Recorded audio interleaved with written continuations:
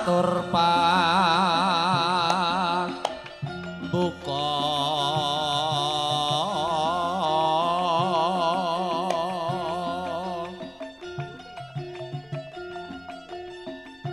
pagelaran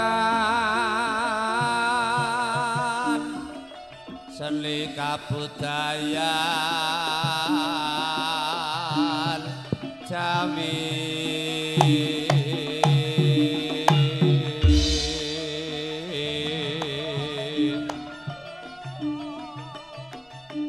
binarung swara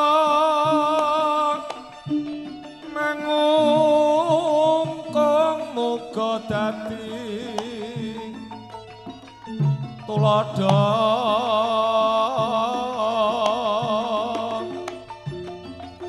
karawitan yakti budaya kang luhur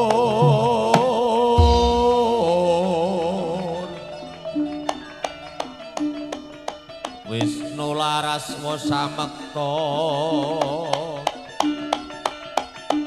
ngrembaka salami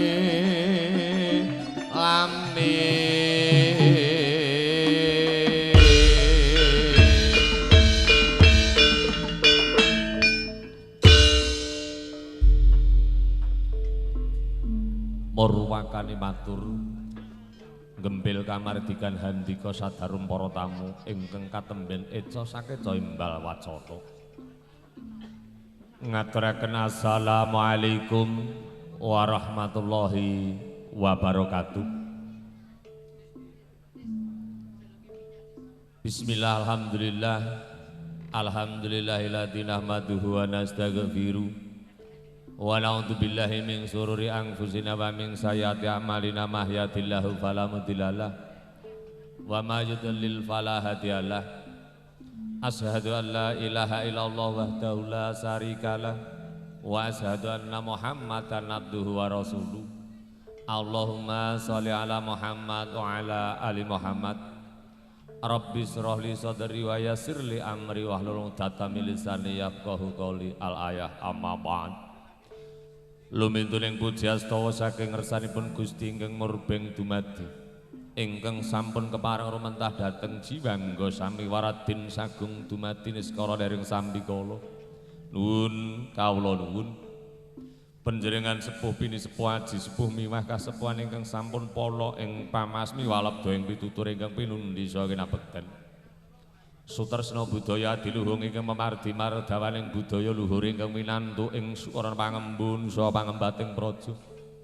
Miwah satriyaning negari ingkang mangka njejekaken pradataning adil kepara ingkang dados pepayunging para kawula dasih ingkang tuhu kinurmatan. Alim saha ulama ingkang rinten kalawan dalu sinanding kitab suci wahyu ning ilahi ingkang mangka dados panuntun kiblating manembah mring ilahi suci ingkang tuhu luhuring budi. Malikinipun barayageng keluarga kang pamangkugatin inggih panjenengan Bapak Witana RT sekalian Ibu Lis keluarga kang pamangkugati ingkang jinanggung bagya mulya. Malih bareng dhateng sepuh para pini sepuh ingkang dalu iktos kula bektosi kadang werda tumaruna ingkang pantes sinudarsana. Sewu lepati agung paksama dene kawula kepareng lanyo ngabiyantara. Deksura ngadeg wonten ngersa handika nigas wacana munggel kamardikan panjenengan hanyaru yangken sami pareng wawan pangandikan sidigek sawetawis. Mboten tateges kawula ngirangi tata trap silawarat ngemban dawuh keluarga ageng jan Bapak Witana dalu mangke pinijiniraken lampahipun keluarga ageng paguyuban karawitan Wisnu laras kawentar gong desa gemantar sandhap pimpinan Ki Sogol lebda pangrawit. Lamun to kalenggan dalu mangke estu kula ingkang pareng nderekaken lampahipun mbok bilih mangke anggen kawula ngaturaken sugata lipur lumantar lelangen beksan toyub. Kirang hanuju dhateng panjenengan kapara kirang waradin dagung paksa mawit ngrumasi cubluk ing pangertosan kirang ing seserpan andhaping pawiyatan kala hal musitah sawantah manungsa limrah kathah kekirangan kathah kekilapan estu mangke nyuwun dagung ing pangesama dene kalenggan dalu Handika sadarum para tamu sawetawis anggen sami parang lelenggahan sumangga kula dherekaken sami manengku puja ngunjukaken adalah puji syukur wonten ngersanipun Gusti ingkang murbeng dumadi awit ing dalu kalenggahan panjenengan tasih pinaringan kabagas warasan kempal manunggal nyawiji dados tunggal wonten dalem liyan Bapa Witana sekalian Ibu saperlu pun suwuni donga pangestu anggenipun ngawontenaken tasakuran wali matul ngitan ateges nindakaken rejang Hernawa Kitan ngislamaken kang putranipun ingkang peparab bagus Aska Nabil Al-Zahidan mugi kasembadan ing sedya purwa madya ing wusananipun manggih kawilujengan katentreman karahayan dene putra ingkang pun kitanaken mugi astu antuk donga panjenengan enggal saras ing tembe enggal saged nindakaken dhateng bangku pasinaonipun wondene ing akhir dewasanipun mugi astu dados anak anung anak kang bisa ngluhurke asmanipun tiyang sepah kekalihipun dados putra ingkang salehah mituhu dhateng tiyang sepah kekalih mitu dhateng agami tuwin bangsanipun mekaten panyuwun panjenengan Bapa Witana awit ing dalu estu mungkasi suka ing dalu kalenggahan dalu pungkasan pun sembadani dalu midodaren campur sari siang kala wau ugi campur sari mila mangke pun lajengaken langen beksan toyub murih regenging swasana dalu kalenggahan kala sumanggaken dhateng handika sadarum para tamu kepareng mangke nengga ngantos tutuk purnaning pahargyan swasana ngaturaken wilujeng dalu wilujeng lelenggahan kanthi suka renaning penggalih dene kula sakadang keluarga ageng paguyuban karawitan Wisnu Laras sinengguyung audio sound system sound gandem marem berlian ingkang pun sepuhi panjenengan Raka Mas Irfan sekalian ugi mijil saking Garut jekani mundukan tan kantun pun abadiaken video syuting HD live streaming 3 putra Mbah Sogo ugi pun sengguyung dening para-para Legawa Tran, Legawa Rental, Kajang, Legawa Grup ugi pun sengguyung malih Mas Tekno bengkele mobil Ki Wijaya pada swasana mekaten wilujeng dalu wilujeng miyarsakaken wilujeng midhangetaken nuwun kawula nuwun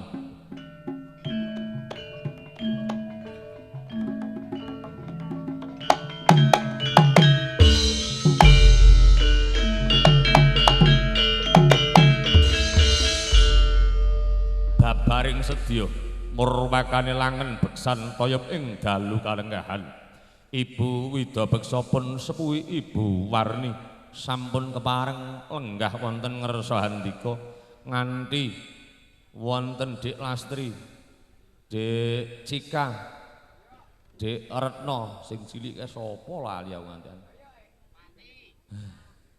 Dik Pina kaya mudeng duit tenan purung nggih satata para kadang tanggaping sasmita enggal daya binuka menggah laras ing gending gambir sawit ingkang kapyarsa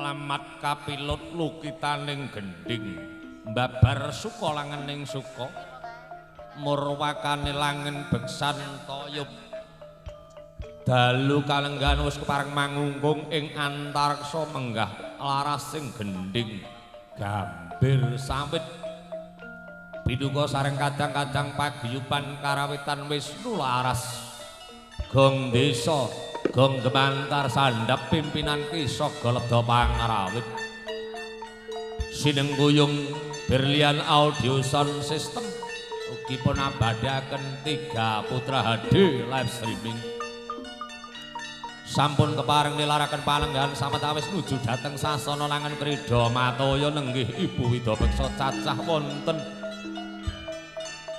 Panca Hangga Panca wis ngarani 5 Hangga mestinipun wadon swasana milu jenggali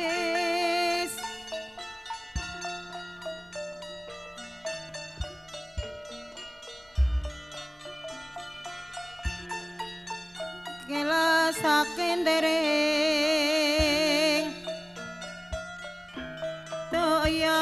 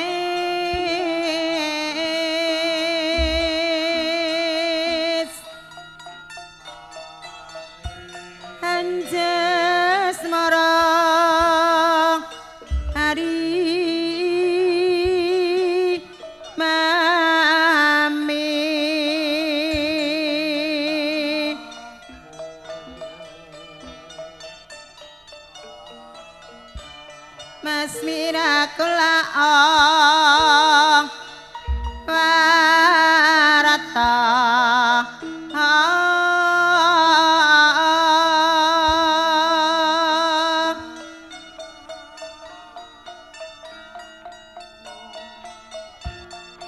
Kesemutan burung layu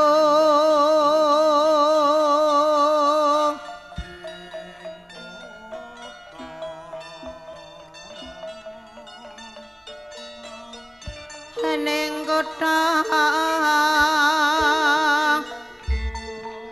Purbalingga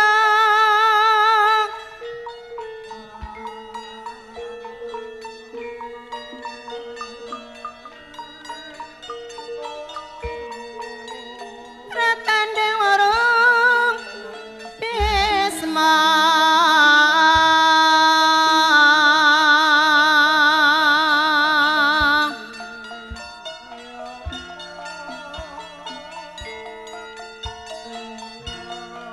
Kariya Maktiwang ayo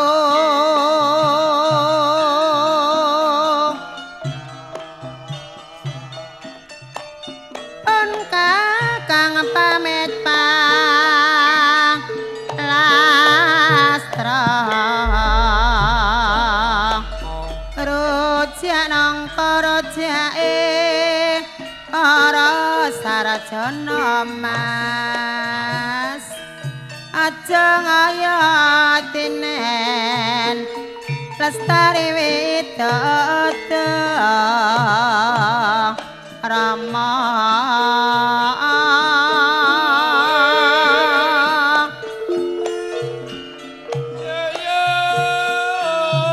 awis tara lamun sira tarpe krasna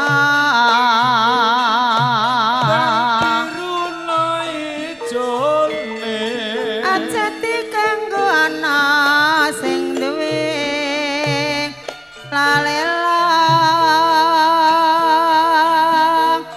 mangke ayo wong manis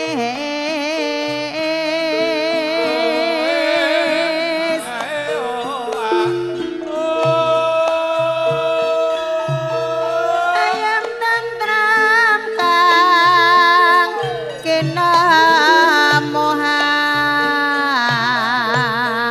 weta tati sadulur rataro no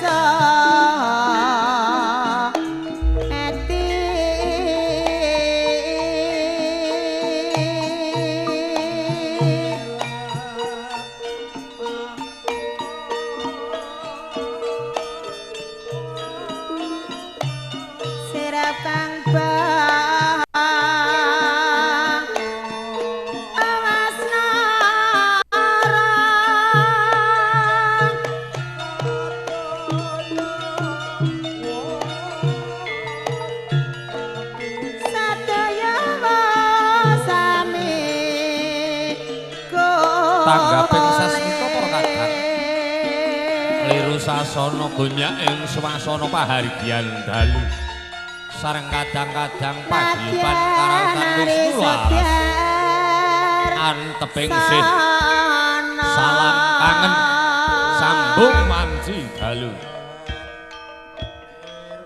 Gosdeng anggenira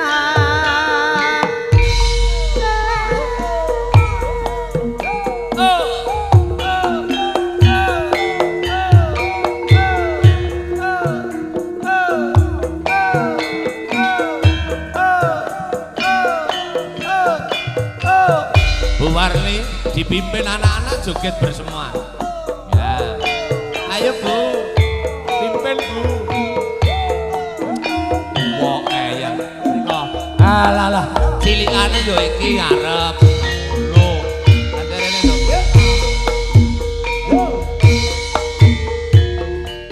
Sakabeh tak antepi. Aku tansah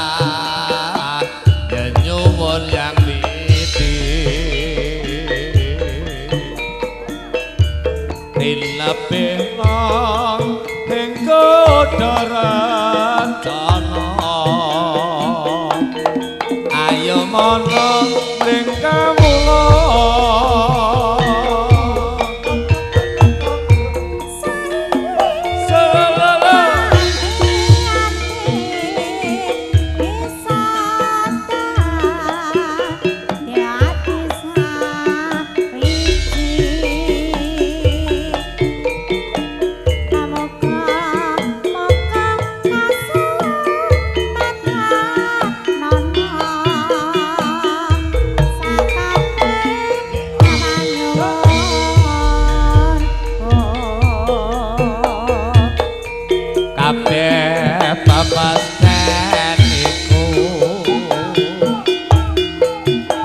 Datang bisa dan selai mergo triprakara ala jodoh bejo pati tanah mruwi nah yo ngono sing cilik yo kono sik. Akar pengen retno. Nduk, retno. Sana dong. Sak baris piye manut aku. Iki rek ngeyel iki lho iki. Halus men nduk e. Jika. Angel iki. Cilikane iki ya pimpinane ya angel. sing tuwek ae. Saiki ndak ati-ati.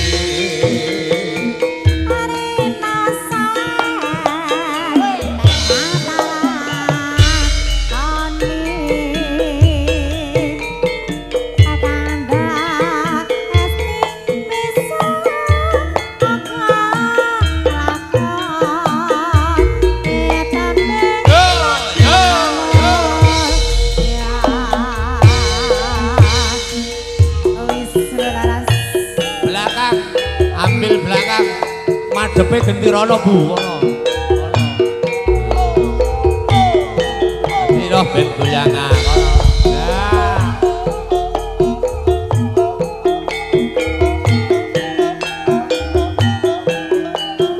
Asik. Nduk Tina, ayo nduk diwedo.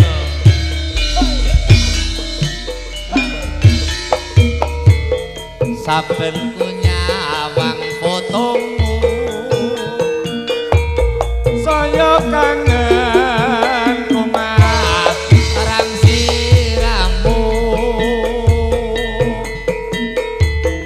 biyen ate andung tresno bebarengan ing gedung mambo nduk pinayu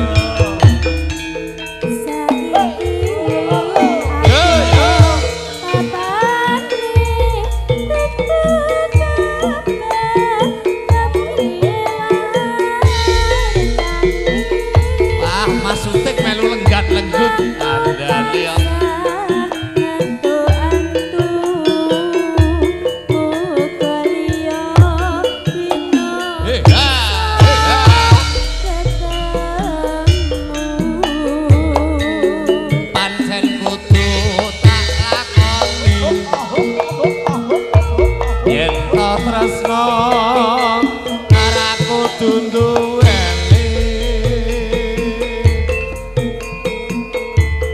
nadyan abot jroning ati nanging aku ra kudu duweni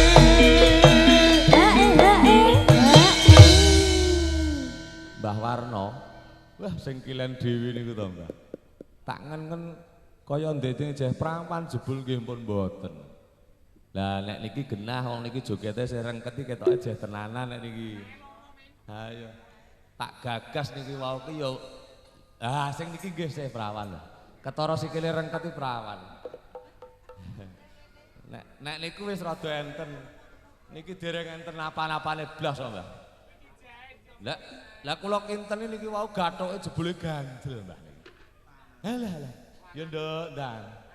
Banyuwunku ring sliramu. Yo. Hey, hey. Ati Sambung manci dalu. Aku titip salam kangen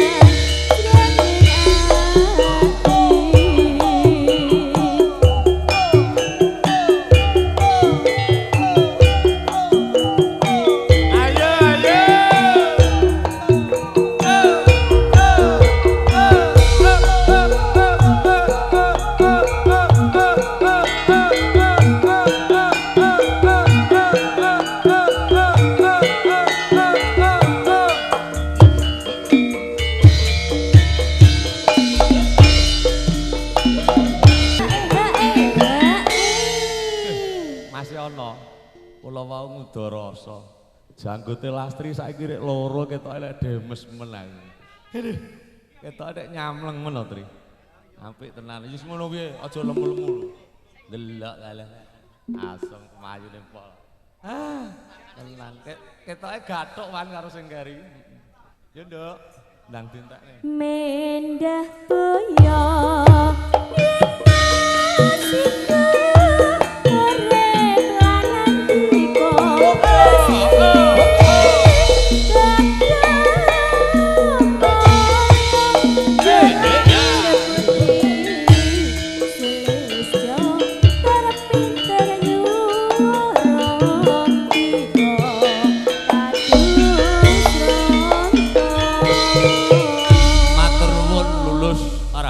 sepen saking Sambikala Marwakane langan beksan toyub ing dalu tak gagas